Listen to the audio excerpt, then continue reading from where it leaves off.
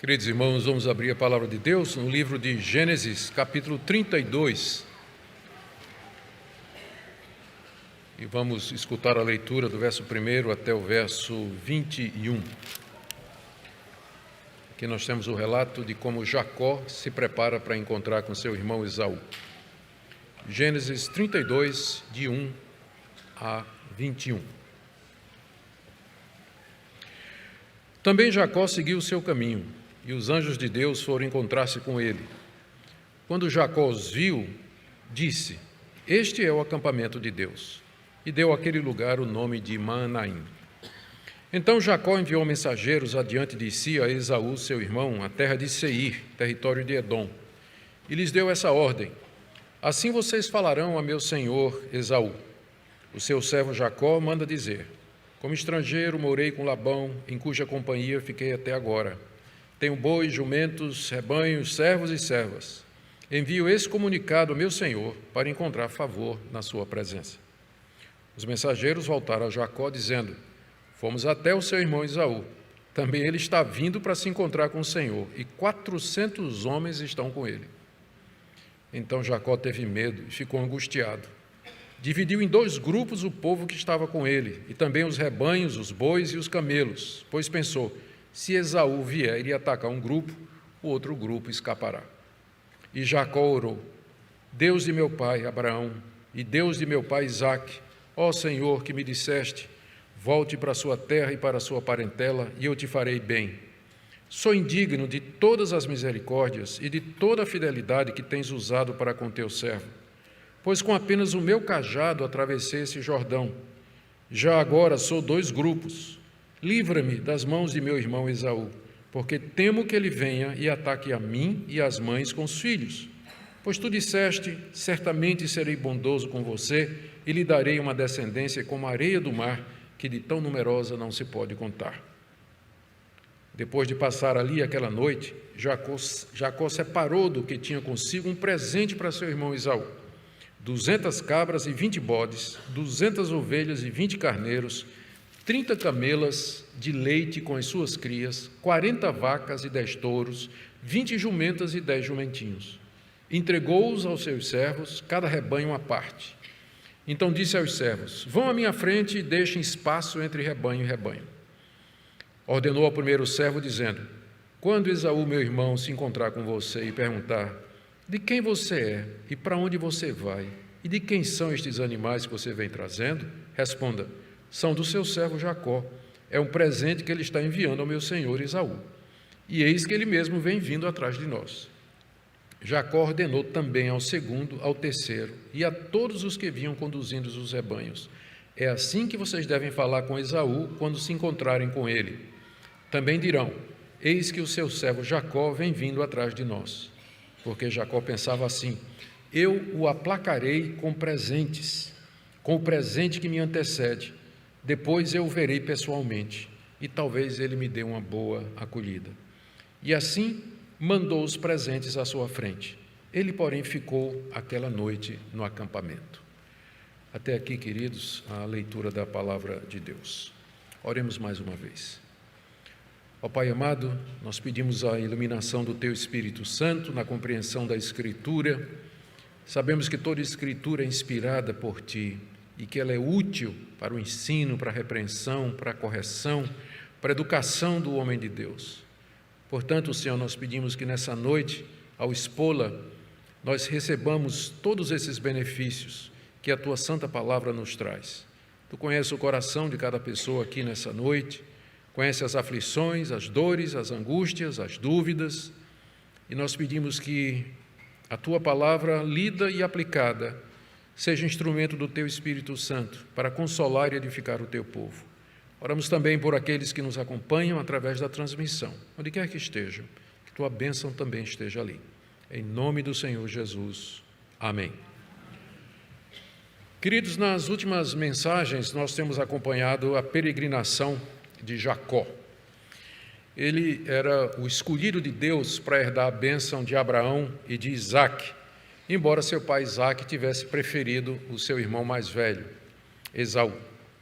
Após enganar o seu pai e seu irmão, e roubar a bênção da primogenitura com a ajuda de sua mãe, Rebeca, ele foge para a casa do seu tio, lá em Padã Arã, na Mesopotâmia, para escapar do seu irmão Esaú, que lhe teve um grande ódio e jurou matá-lo.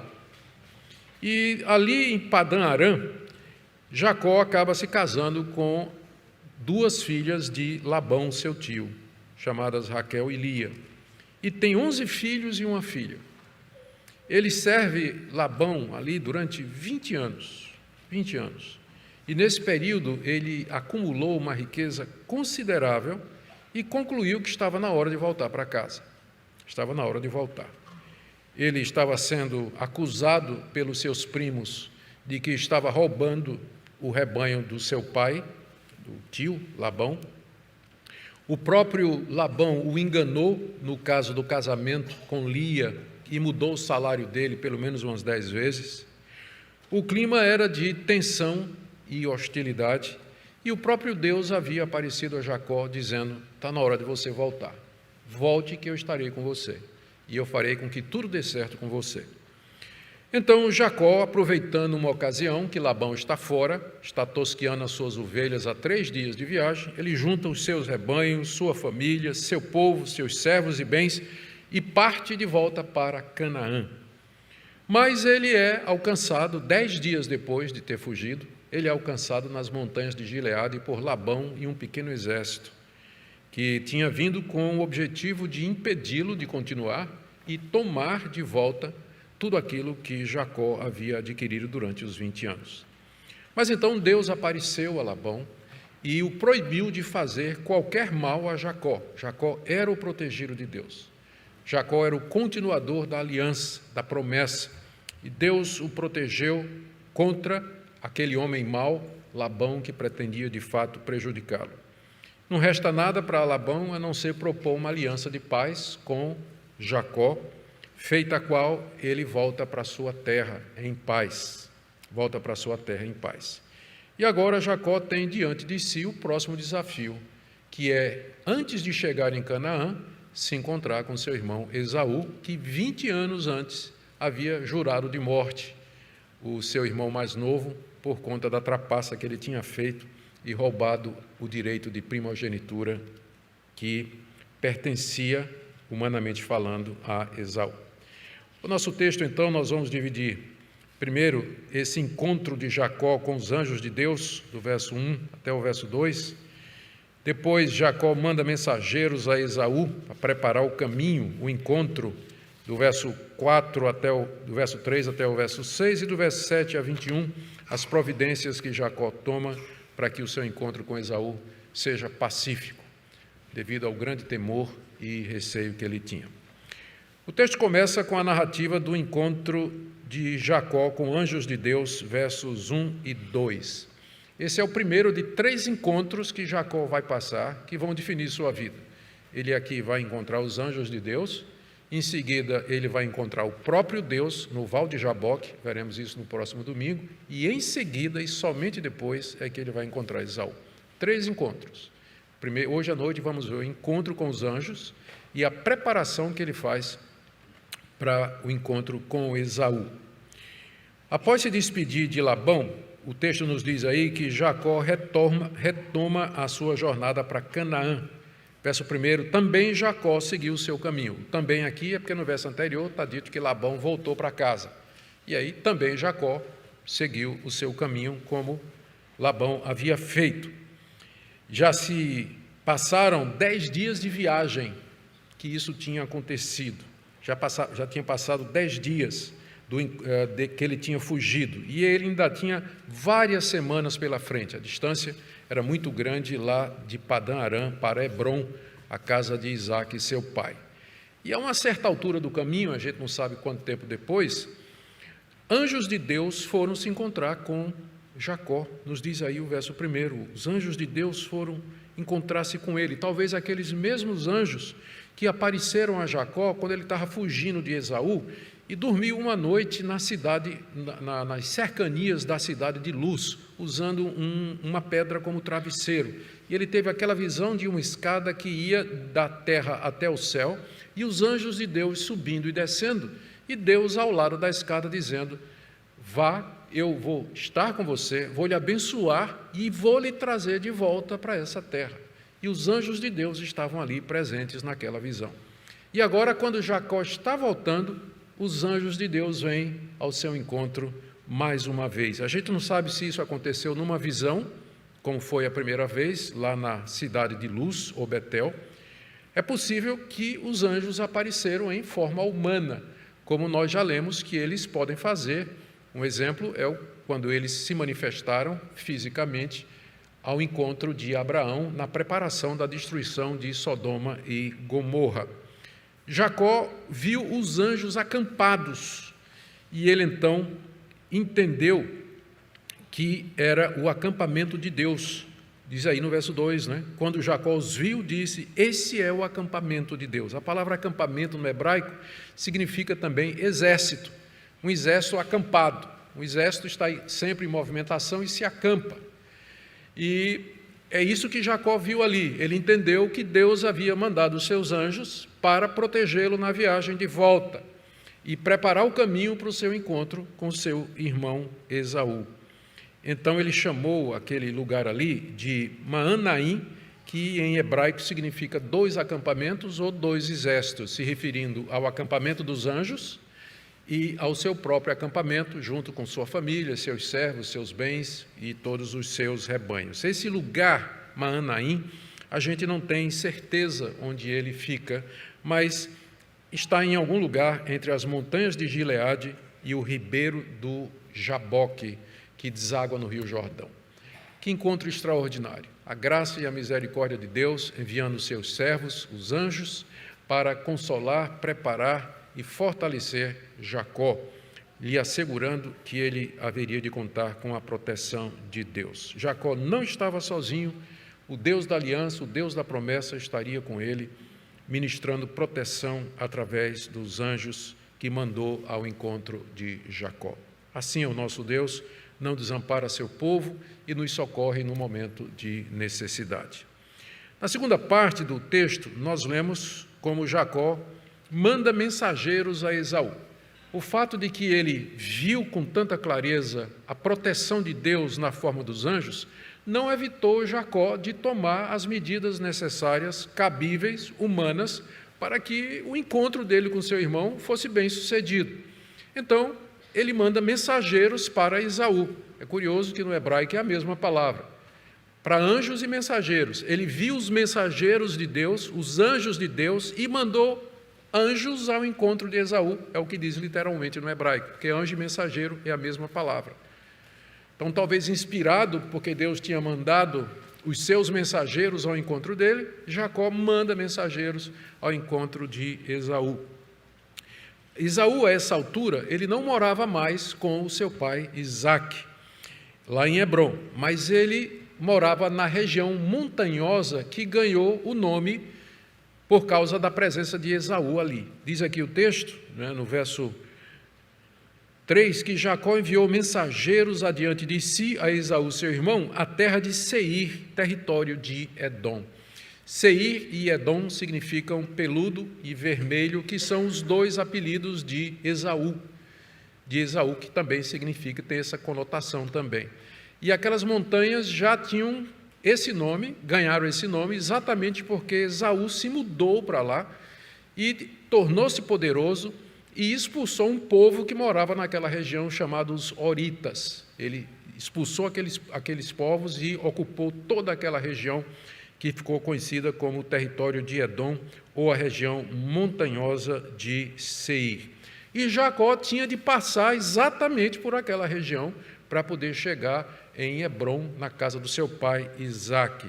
Ele tinha que passar com toda a sua família, povo, rebanhos e bens, uma caravana enorme por aquele território governado pelo seu irmão, que 20 anos antes tinha dito que ia acabar com ele assim que tivesse a oportunidade. Então, não é à toa que foi necessário Deus mandar anjos, para encorajar Jacó. Voltar ele não podia, porque ele tinha feito um acordo com Labão, Lembra lá, quando levantaram as pedras, Labão dizendo, daqui para cá é meu território e daqui para lá é teu território. Voltar ele não podia, tinha que ir em frente. contando agora com a proteção de Deus, mas nem por isso deixando de tomar algumas providências. Ele manda mensageiros para, na sua frente, ao encontro do seu irmão Esaú, que mora agora naquelas montanhas. Os mensageiros regressam, nós lemos aí, né? Aliás, os mensageiros, eles recebem uma orientação específica de Jacó quanto ao que dizer. Afinal, o mensageiro é isso mesmo, ele não vai inventar uma mensagem, ele apenas carrega uma mensagem que aquele que o envia determinar. E Jacó os instruiu a dizer os seguintes pontos aqui. Primeiro, eles deveriam se referir, quando encontrassem Esaú, os mensageiros deveriam se referir a Jacó como servo de Esaú. Servo de Esaú. Como ele diz aí, no verso 4. Jacó enviou mensageiros, verso 3, verso 4, ele lhes deu essa ordem dizendo: assim vocês falarão a meu senhor Esaú. Veja o tratamento. Vocês vão falar a Esaú, meu senhor. E vocês vão dizer o seguinte, ainda verso 4, o seu servo Jacó manda dizer. E no final do verso 5, envio esse comunicado a meu senhor para encontrar favor na sua presença. Jacó instruiu seus servos que, ao se referir a ele, diante de Esaú, fizessem como se Jacó fosse servo de Esaú. O que é notável é que era exatamente o contrário.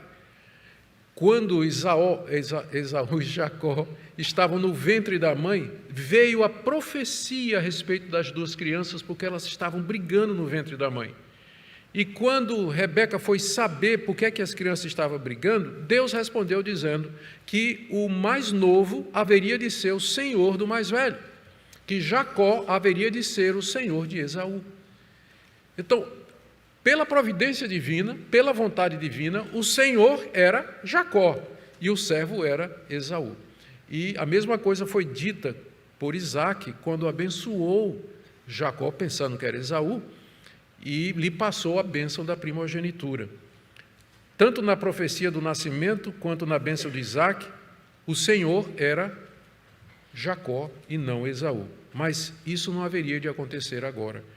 E essa atitude aqui de Jacó já revela uma profunda mudança no caráter desse homem, como nós vamos falar mais adiante. Aqui ele está quebrantado, ele não reivindica seus direitos, ele se apresenta humildemente diante do seu irmão, que ele sabe que ele enganou, e ele está disposto a enfrentar as consequências. Segunda coisa que os servos tinham que dizer a Esaú é que Jacó já tinha pagado o seu tempo no exílio. Está aí no verso 4, o seu servo Jacó manda dizer: com estrangeiro morei com Labão, em cuja companhia fiquei até agora. A informação visava dizer a Esaú que já fazia muitos anos que Jacó estava fora da terra e que ele nunca tinha deixado de considerar Canaã sua própria terra. Ele diz aqui que morou com seu tio como estrangeiro, porque Padã-Arã não era a terra de Jacó, a terra dele era Canaã, e muito tempo já havia passado, estava na hora dele voltar para a terra que lhe pertencia, pela bênção de Deus e pela promessa de Deus. A terceira coisa que ele instrui os servos a dizer é que ele estava retornando com riquezas, rebanhos, servos e muitos bens. Verso 5, tenho bois, jumentos, rebanhos, servos e servas. Isso os seus mensageiros tinham de dizer a Esaú. E o objetivo era mais ou menos esse: Esaú, eu não preciso de nada seu, eu não estou querendo aqui tomar nada, não venho reivindicar nada, apesar de que eu tenho a bênção da primogenitura e eu fui abençoado com a terra de Canaã que me pertence, mas eu tenho o suficiente, eu não venho tirar nada que lhe pertence aqui. E segundo, eu tenho condições de pagar ou reparar algum dano que porventura eu lhe causei, porque eu tenho riquezas, eu tenho propriedades, eu posso resolver o problema que havia acontecido, não é? Aqui, e ele diz aqui no final, que os servos deveriam dizer, ou tinham a expectativa, deviam dizer a Esaú que Jacó tinha a expectativa de encontrar favor. Veja só o final do verso 5, o que é que o servo deveria dizer? Os mensageiros: envio esse comunicado a meu senhor para encontrar favor à sua presença. Tudo isso, toda essa mensagem, todo esse conteúdo tinha um objetivo só: Jacó quer ser recebido pelo seu irmão, o seu irmão magoado, o seu irmão que foi ferido, o seu irmão que foi ofendido. Ele quer ser recebido pelo seu irmão e quer ser recebido bem, com amizade, com favor e com simpatia. Por isso ele manda dizer todas essas coisas e ele tem essa expectativa de que esse discurso vai abrandar o coração do seu irmão. E aí, infelizmente, para ele pensa, a coisa não foi bem, não deu bem certo, pelo menos na cabeça dele. Porque o verso 6 nos diz que os mensageiros retornaram trazendo o que parece ser má notícia. Verso 6, mensageiros voltaram a Jacó dizendo, fomos até o seu irmão Esaú, também ele está vindo para se encontrar com o Senhor, e 400 homens estão com ele. Para vocês terem uma ideia do que é que esse número representa, Abraão com 318 homens, nós já vimos isso no início do livro de Gênesis, com 318 homens, pequeno exército, Abraão derrotou 5 reis da Mesopotâmia que tinham invadido a região ali de Canaã. E agora Esaú estava vindo ao encontro do Jacó com um grupo de 400 homens. E quando Jacó ouve isso aí, o coração dele se derrete, A estratégia parece não ter dado certo. Jacó tinha tentado, através dos mensageiros, apaziguar o coração do seu irmão, mas descobriu que seu irmão já estava vindo ao encontro dele, E aí nós vamos ver do verso 7 até o verso 21 as próximas providências que Jacó toma para evitar um desastre, porque é o que parece que está se armando. Uma tragédia vai acontecer. Esaú, furioso, sabendo que Jacó está voltando, que tem toda aquela riqueza, agora é como se ele dissesse, eu vou tomar tudo. Vou acabar agora com Jacó e ficar com tudo que ele tem, já que ele me roubou, ele me defraudou há 20 anos atrás de todos os meus direitos. Jacó entendeu pelo recado dos seus mensageiros que Esaú vinha exatamente para fazer isso. E ficou, o texto diz aí, profundamente angustiado. Verso 7, Jacó teve medo e ficou angustiado. Sentiu medo.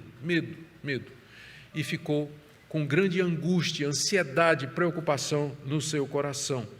E não era sem razão, porque esse era o momento que ele tinha temido há 20 anos, desde que ele fugiu da casa do seu pai. Ele se lembrava do ódio de Esaú, da promessa que ele fez de um dia matá-lo, e agora chegou a hora do ajuste de contas com seu irmão.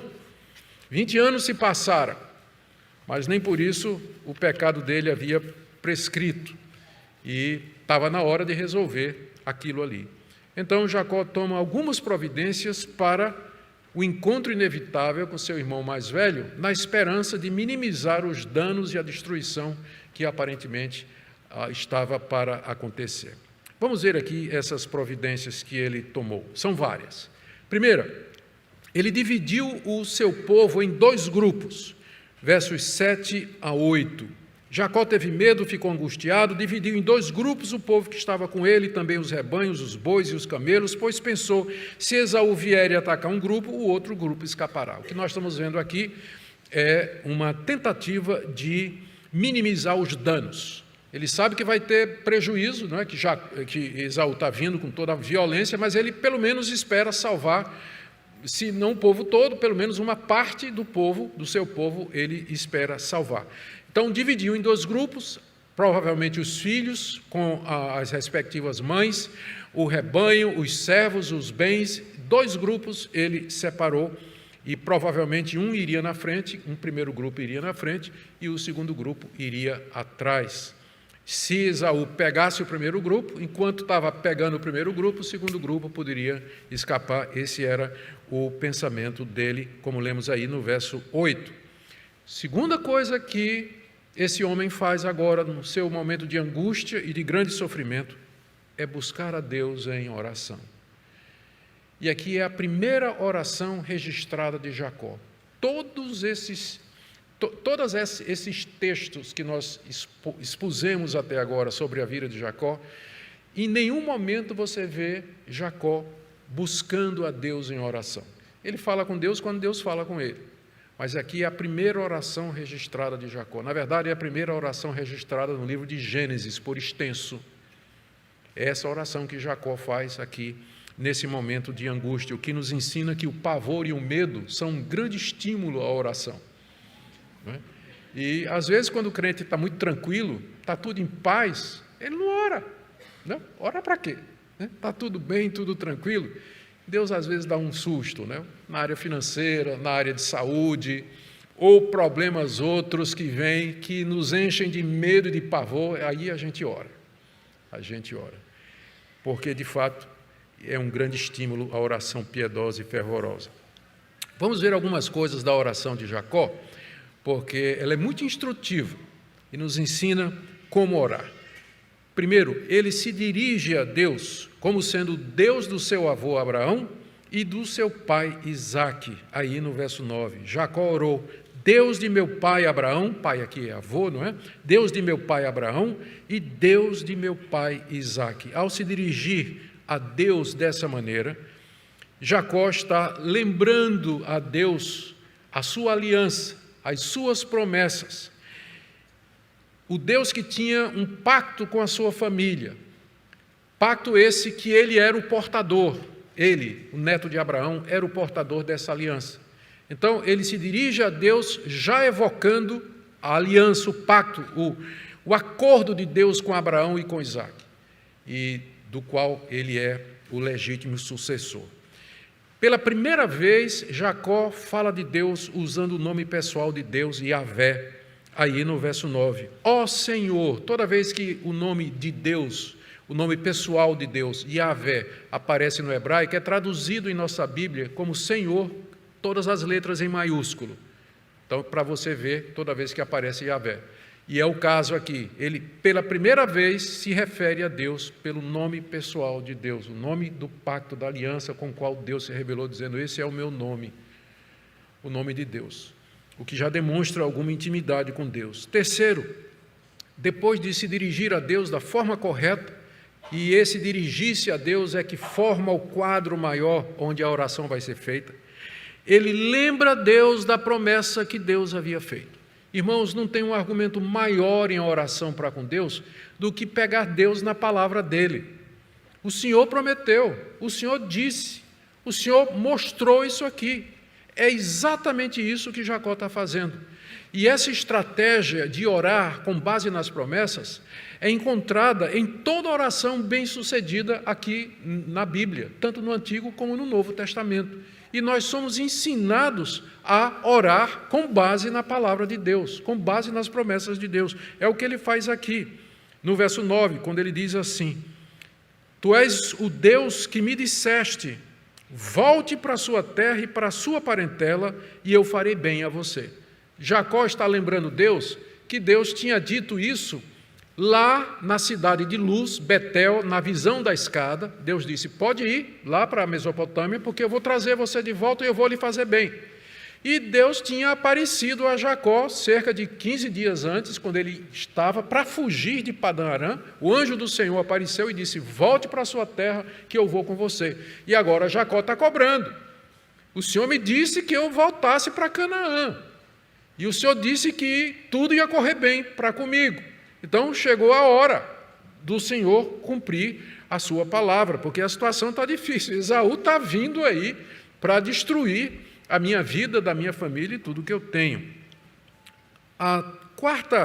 O quarto ponto aqui da oração de Jacó, que eu queria trazer para os irmãos, é o reconhecimento que ele manifesta aqui, de que não mereceu nada de tudo que Deus havia feito por ele durante aqueles 20 anos com Labão, no verso 10. Sou indigno, olha só, sou indigno de todas as misericórdias e de toda a fidelidade que tens usado para com o teu servo. Eu sou indigno, Senhor, eu não mereço, eu sei disso, eu tenho consciência. O Senhor foi misericordioso comigo, o Senhor usou de misericórdia, não me tratou segundo os meus pecados, meus estratagemas, esquemas e mentiras. O Senhor teve misericórdia de mim, o Senhor foi fiel a mim, cumprindo as promessas da aliança, não me abandonando, estando comigo, me fazendo prosperar. Eu tenho consciência que não foi porque eu mereci. Aqui você vê um Jacó quebrantado, um Jacó humilde diante de Deus, reconhecendo que ele não é absolutamente digno de qualquer favor ou bênção de todas aquelas que ele tinha recebido do Senhor Deus, Senhor do seu avô Abraão, do seu pai Isaque, Yahvé, o Senhor de tudo e de todos. Entretanto, apesar da sua indignidade, ele diz que quando ele atravessou o Jordão para chegar lá na terra de Padã Arã, ele só tinha na mão o cajado de pastor. Foi assim que ele fugiu de casa, só levou o cajado. Ele era pastor de ovelhas, foi só o que ele levou, atravessou o Jordão com o cajado. E agora, 20 anos depois, ele atravessa de volta, vai atravessar de volta, só que agora ele é 2 bandos, 2 grupos numerosos, muitos animais, muita riqueza, família grande. Tudo isso Deus havia dado a ele, e ele reconhece: Senhor, tu me deste tantas bênçãos, eu sou completamente indigno, não mereço nada disso do que o Senhor me disse. Que mudança na vida de Jacó. Ele agora é um homem piedoso, de oração, quebrantado, como eu disse, nada como um susto, nada como o medo da morte, nada como um choque de realidade para despertar o cristão, para despertar o crente em Jesus Cristo, para buscar a Deus e servir a Deus com piedade. E às vezes a gente pergunta: por que que Deus manda tribulação? Por que que o crente sofre? Por que que a gente passa por dificuldades? Está aqui a resposta. Jacó se tornou esse homem de oração somente no momento em que ele entendeu que tudo que ele tinha, sua própria vida, família, bens, tudo isso poderia ser destruído pelo seu irmão vingativo. Ele reconhece que não merece nada de Deus, é que só a graça de Deus. E finalmente ele pede a Deus que o livre da mão do seu irmão. Está aí no verso 11: livra-me das mãos de meu irmão Esaú, porque eu temo que ele venha e ataque a mim e as mães com os filhos. Pois tu disseste: certamente serei bondoso com você e lhe darei uma descendência como a areia do mar, que de tão numerosa não se pode contar. Você vê que a preocupação de Jacó aqui não é só com a vida dele, mas ele está preocupado com a Raquel, com Lia, os meninos todos, e não somente por conta de apego paterno, filial ou marital, mas por causa da promessa. Porque se Esaú viesse e destruísse Jacó e toda a descendência, é a pergunta que ele faz aqui. Ele vai dizer: Deus, se meu irmão acabar comigo e que toda a minha descendência, o que vai ser da promessa que o Senhor fez? Verso 12: tu dissestes,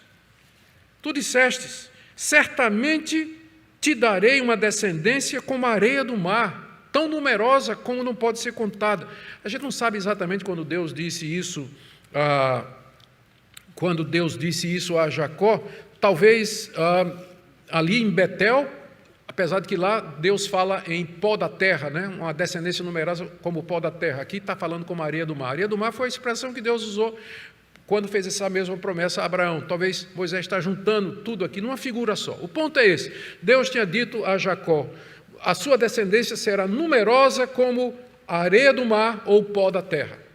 Aí Jacó disse: tá, como é que isso vai acontecer se agora Esaú vem e vai matar todo mundo? Como é que a tua palavra vai se cumprir? Como eu disse, irmãos, não tem argumento maior em oração do que pegar Deus pela palavra dele.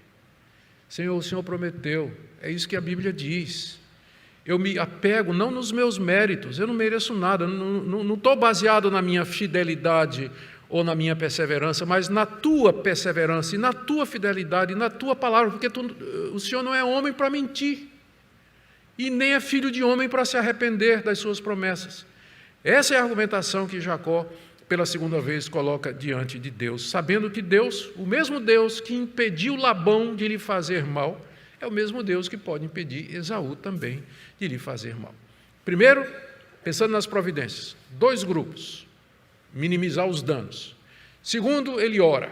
É a coisa mais importante que ele fez até agora, ou que vai fazer. Ele busca a Deus em angústia de alma, numa oração modelo para nós, e que traz os princípios básicos da intercessão eficaz diante de Deus. Terceira providência, foi preparar um presente para Esaú. Diz aí o texto, no verso 13, que ele passou aquela noite acampado em Manaim, aquele local onde se encontrou com os anjos. Tudo isso é no acampamento de Manaim, provavelmente, ou um pouco distante, né? Chegando perto do Val de Jaboque, ainda nas montanhas de Gileade. Ele passou a noite ali e, durante a noite, ele deve ter imaginado essa próxima providência, que era mandar um presente para o seu irmão. Porque todo mundo sabe que presentes abrem o coração. Todo mundo gosta de receber presente, não é? Um presente dado da maneira certa, um presente dado na hora certa, um presente valioso, quebra muitas barreiras. Isso faz parte da natureza humana. Jacó não somente orou, mas também tomou uma providência. Ele pede que Deus livre, mas ele vai mandar um presente para Esaú, o que prova que orar não impede o agir. E que o quanto estiver em nós, tenhamos paz com todos os homens. Tomemos todas as providências que forem possíveis para que a gente tenha paz com as pessoas que nos têm ódio ou que são nossas inimigas. Se há alguma coisa que você tem que fazer, não fique pensando, não, eu já orei e vou deixar na mão de Deus. Jacó também orou, mas ele tomou providências também. Ele também agiu com o objetivo de alcançar aquilo que era o objeto da sua oração. O presente que ele separou era um presente generoso. Um rebanho de 550 cabeças de gado. Se você incluir aí as crias das camelas, dá 580 cabeças. Era um rebanho selecionado a dedo por Jacó, e ele sabia, porque ele era pastor, escolheu a dedo, e era um rebanho com potencial para crescer e se multiplicar. Não era um presente pequeno. E por aí vocês tiram o tamanho da riqueza de Jacó. 550, 580 cabeças de gado, escolhido a dedo, variado, pronto para se multiplicar e se tornar um grande rebanho. 200 cabras e 20 bodes, 200 ovelhas e 20 carneiros, 30 camelas com filhotes que ainda mamavam, 40 vacas e 10 touros, 20 jumentas e 10 jumentinhos. Isso era riqueza, muita riqueza no Antigo Oriente.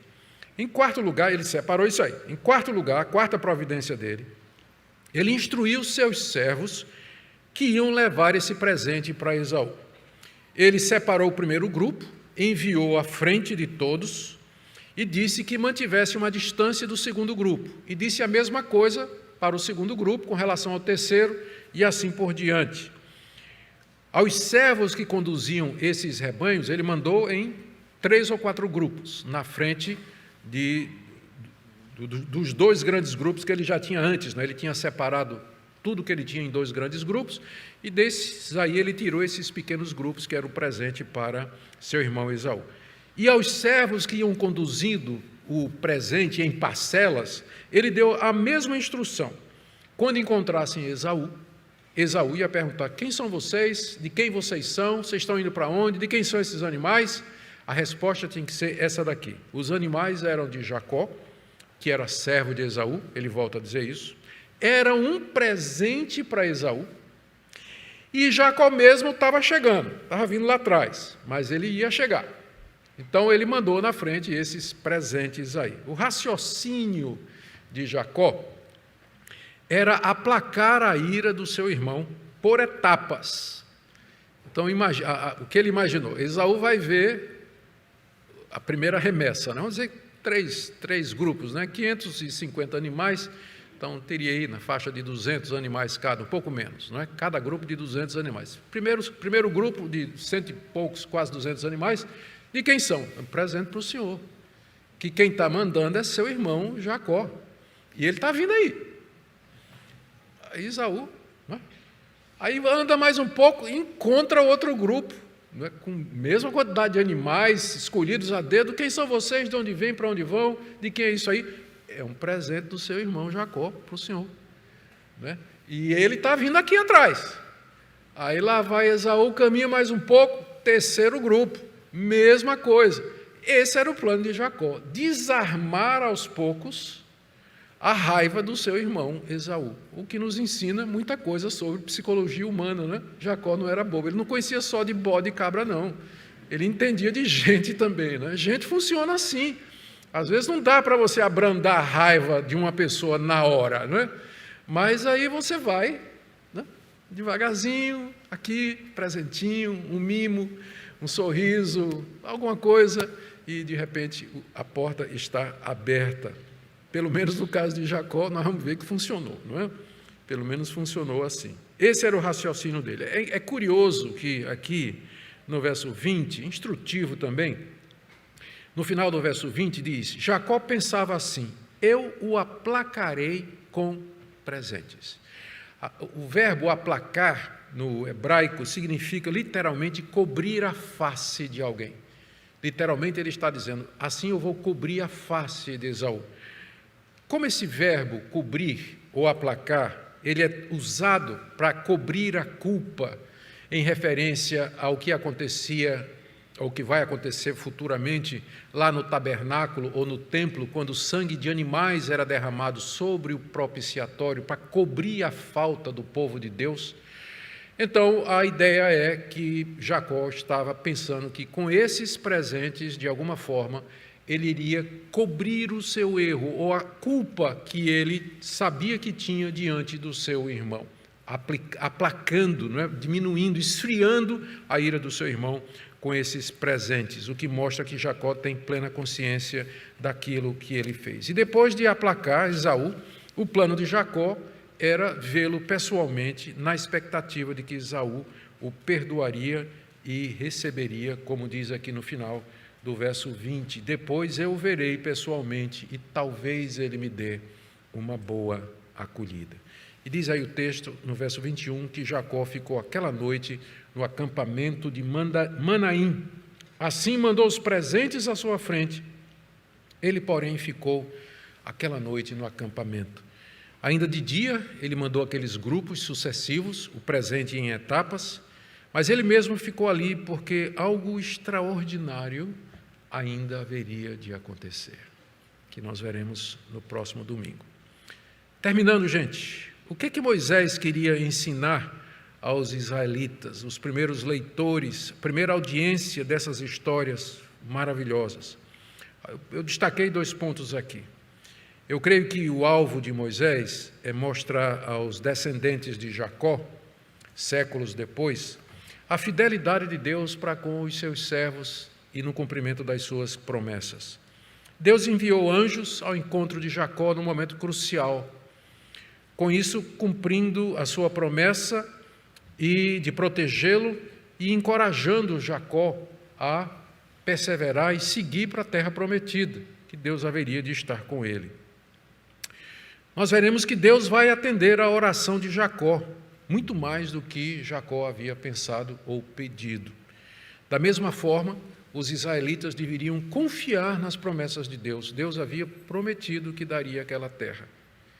E eles deveriam cruzar o Rio Jordão, como um dia Jacó fez, confiante na promessa de Deus, e conquistar aquela terra que Deus havia dado como herança. Eu creio que uma segunda lição era a respeito da mudança que aconteceu com Jacó, o pai da nação de Israel. Moisés, quando escreve, e não só o livro de Gênesis, mas os demais 4 livros do Pentateuco, o foco é no temor a Deus, no amor a Deus, na dedicação que o povo de Deus deve ter a Ele como único Deus verdadeiro e Senhor absoluto. Piedade de serviço a Deus, um coração fervoroso voltado para Deus. Esse é o foco. O tempo todo Moisés está falando sobre isso. Por isso é importante que ele mostre a mudança que aconteceu aqui em Jacó, o pai da nação de Israel. Jacó, o enganador. Jacó que pegou no pé do irmão na hora de nascer, no calcanhar. Jacó que mentiu e enganou seu pai e seu irmão para obter a bênção. Jacó que usou de estratagemas para aumentar seu rebanho à custa dos animais mais fortes do rebanho do seu tio Labão. Jacó que não era um homem de oração e nem tinha uma vida de piedade, mas agora uma mudança havia acontecido em Jacó, uma mudança profunda depois daqueles anos. Essa mudança está refletida no fato de que ele recorreu a Deus na sua angústia, que se dirige a Deus como Deus da aliança e da promessa, no fato de que ele se apega às promessas de Deus e reconhece a sua indignidade. Da mesma forma, os israelitas deveriam proceder ao entrar na terra, ser piedosos, confiantes, tementes a Deus, recorrer a Deus e sempre depender dele. Essa é a lição que Jacó nos ensina aqui pelo registro de Moisés.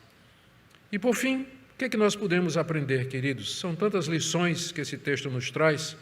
Eu penso que uma importante que nós podemos aprender aqui é que Deus nos leva a enfrentar as consequências dos nossos atos.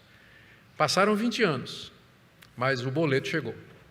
E era hora de Jacó enfrentar as consequências da escolha e do procedimento enganoso que ele tinha feito.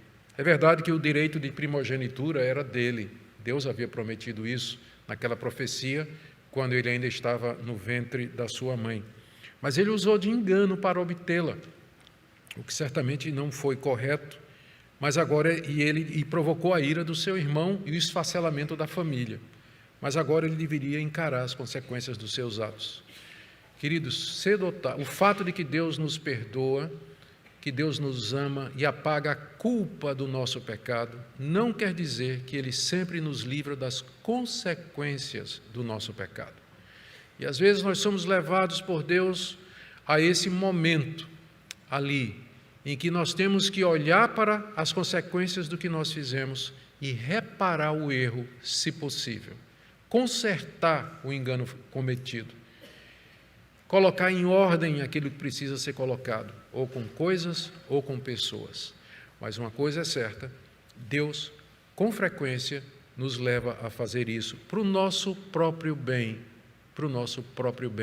e para o nosso crescimento. Quando você for levado por Deus ao local de arrependimento e de confrontação, não fuja, Deus estará com você. Os anjos estiveram com Jacó naquele momento, Deus estará com você também, lhe dando graça e misericórdia pelo poder do Espírito Santo.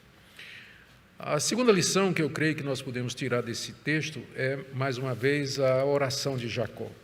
Gente, Jacó ora em momento de grande angústia, ele se baseia nas promessas de Deus, ele invoca Deus como Deus da aliança. Jacó se demonstra aqui um exímio orador no sentido de alguém que está fazendo oração, alguém que busca a Deus.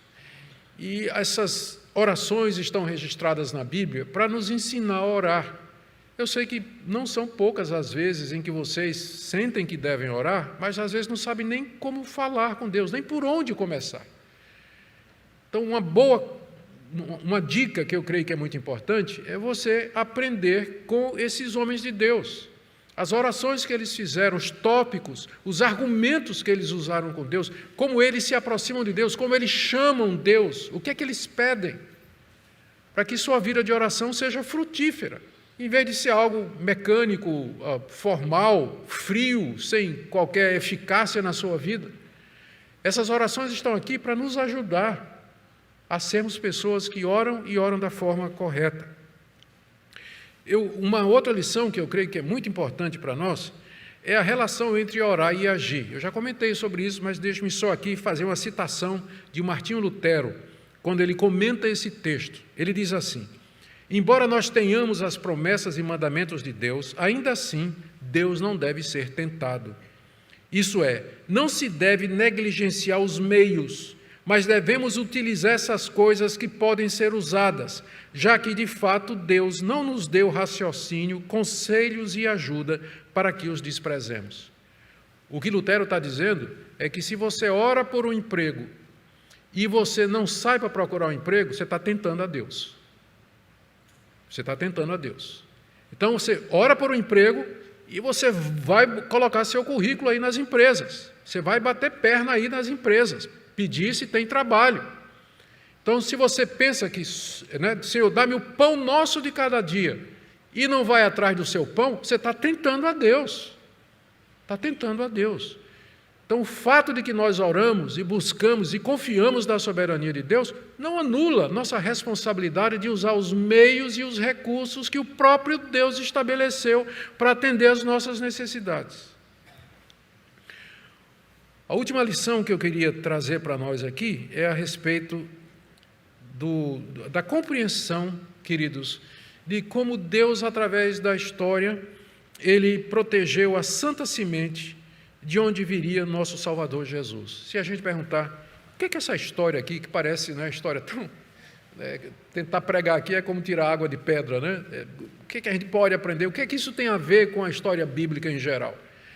Aqui você vê Deus protegendo a santa semente de onde viria o Messias. O nosso Senhor e Salvador Jesus Cristo é filho de Jacó, que é filho de Isaac, que é filho de Abraão. Deus protegeu os patriarcas, protegeu Davi, protegeu toda a linhagem, até que o Messias viesse. E Ele continua a proteger a linhagem do Messias. que são aqueles que creem no seu nome, que professam o seu nome, que são discípulos seus. Como ele mesmo disse, minha mãe, minhas irmãs e meus irmãos são esses que ouvem a palavra de Deus e a praticam. Nós somos a família da aliança. É isso que esse texto, no geral, ele nos ensina, levando em consideração toda a história da redenção, de como Deus, através dos séculos, protegeu o seu povo, cumpriu a sua palavra, até que chegasse a plenitude dos tempos e seu Filho Jesus Cristo, descendente dos patriarcas, ele viesse, encarnasse, se tornasse um de nós, morresse pelos nossos pecados, ressurgisse dos mortos e intercedesse por nós, até que finalmente nós herdemos a Canaã celestial, a vida eterna, o novo céu e nova terra, onde habita a justiça. Queira Deus aplicar essa palavra, meus irmãos, no coração de vocês, para que vocês sejam consolados, confortados, fortalecidos, especialmente desafiados a examinar a vida de vocês à luz da Escritura, à luz da revelação de Deus que foi dada para o nosso bem, para o nosso crescimento. Amém?